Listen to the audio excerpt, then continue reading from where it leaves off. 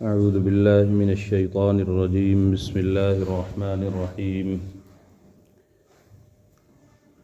قل أتحاجوننا في الله وهو ربنا وربكم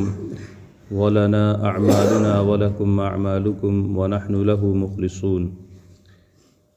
أم تقولون إن إبراهيم وإسماعيل وإسحاق ويعقوب والأسباط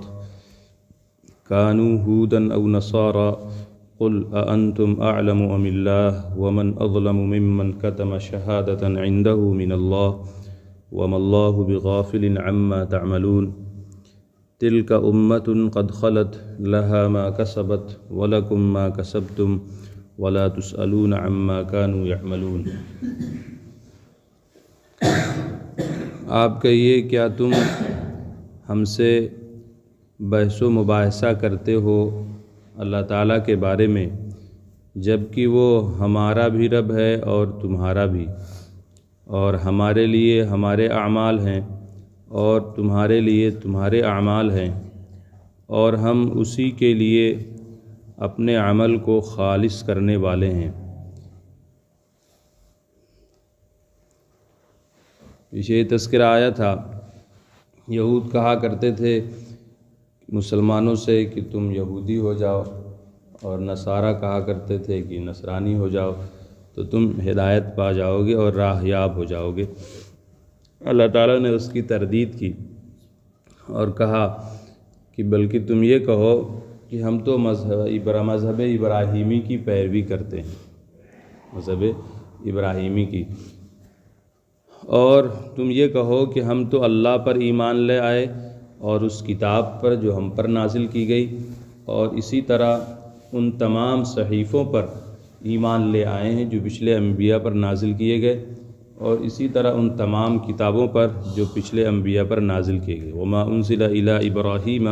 و اسماعیل و اسحاق و یعقوب والاسباط وما اوتی موسیٰ و عیسیٰ وما اوتی النبیون من ربہم، کہ ہم ان سب پر ایمان لاتے ہیں، ہم ان میں سے کسی میں تفریق نہیں کرتے. اس کے بعد اللہ تعالیٰ نے فرمایا تھا کہ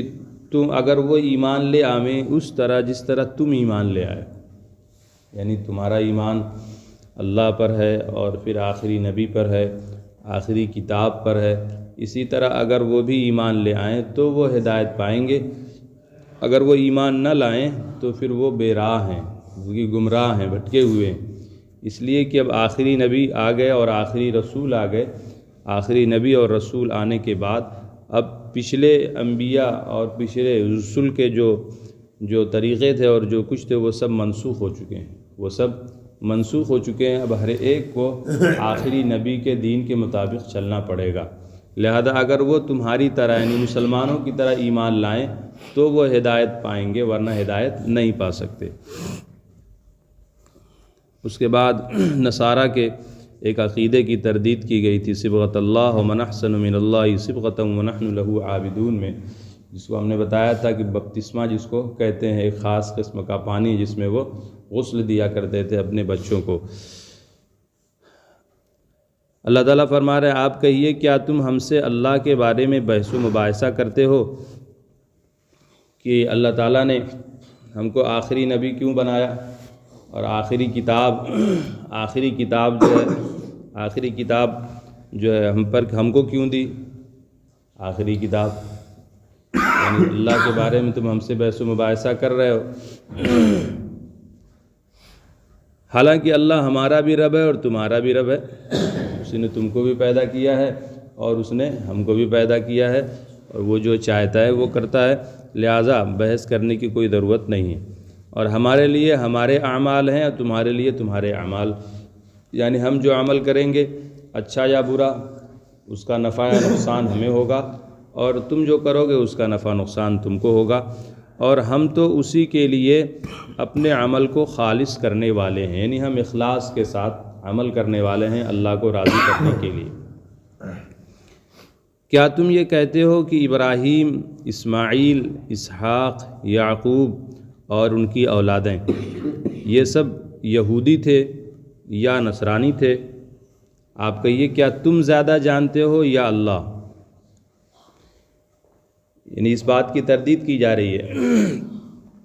وہ یہود کہا کرتے تھے کہ حضرت ابراہیم اور حضرت اسماعیل اور حضرت اسحاق، حضرت یعقوب اور ان کی اولادیں یہ سب یہودی تھے اور یہودیت، اور نصرانی کہا کرتے تھے کہ نصرانی تھے، یعنی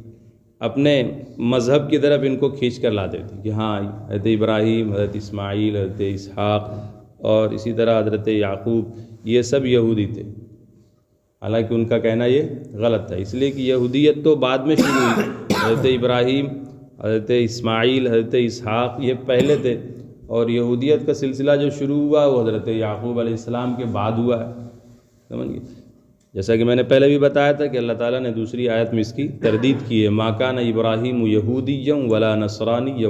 ولکن کان حنیفا مسلما، کہتے ابراہیم نہ تو یہودی تھے اور نہ نصرانی تھے، اس لیے کہ یہودیت کا اور نصرانیت کا جو وجود ہوا ہے وہ تو بہت بعد میں ہوا ہے، ان کے بہت بعد میں، تو یہ یہودی یا نصرانی کیسے ہو سکتے ہیں، اس کی تردید کی جا رہی۔ کیا تم یہ کہتے ہو کہ ابراہیم، اسماعیل، اسحاق اور یعقوب اور ان کی اولادیں یہ یہودی تھے یا نصرانی؟ آپ کہیے کیا تم زیادہ جانتے ہو یا اللہ؟ یعنی تم اللہ سے زیادہ جانتے ہو؟ یعنی نہیں جان سکتے، اللہ کو معلوم ہے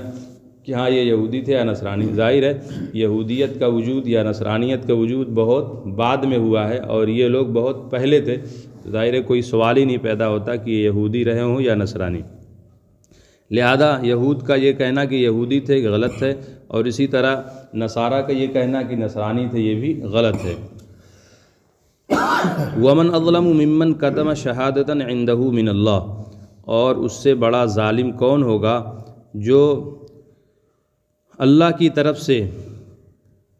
طرف سے اس کے پاس موجود گواہی کو چھپائے، اور اس سے بڑا ظالم کون ہوگا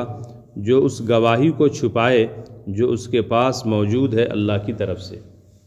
یعنی اس سے بڑا ظالم کوئی نہیں ہوگا۔ یہ مراد یہود ہیں اور نصارہ ہیں کہ ان کی کتابوں میں سب کچھ لکھا ہوا ہے کہ آخری نبی کب آئیں گے، اور آخری کتاب یعنی آپ کے تمام اوصاف کے بارے میں سب کچھ لکھا ہوا ہے، لیکن اس کے باوجود یہ ساری باتیں چھپاتے ہیں، بتاتے نہیں ہیں۔ تو اللہ فرما رہے ہیں ان سے بڑا ظالم کون ہوگا، یعنی کوئی نہیں ہوگا، یہ بہت بڑے ظالم ہیں کہ حق بات کو چھپا رہے ہیں اور غلط بات کا افشا کر رہے ہیں، غلط بات کو ظاہر کر رہے ہیں۔ وَمَا اللَّهُ بِغَافِلٍ عَمَّا تَعْمَلُونَ، اور اللہ تعالیٰ تمہارے اعمال سے بے خبر نہیں ہے، اللہ کو سب کچھ پتہ ہے کہ یہ کیا کر رہے ہیں، اللہ تعالیٰ ان کو اس کی سزا دے گا۔ تِلْکَ أُمَّةٌ قَدْ خَلَتْ، یہ ایک امت تھی جو گزر چکی، یعنی پیچھے، لہا ما کسبت ولکم ما کسبتم، اس کے لیے وہ اعمال ہیں جو اس نے کمائے، اس نے کیے، اور تمہارے لیے وہ ہیں جو تم نے کیے،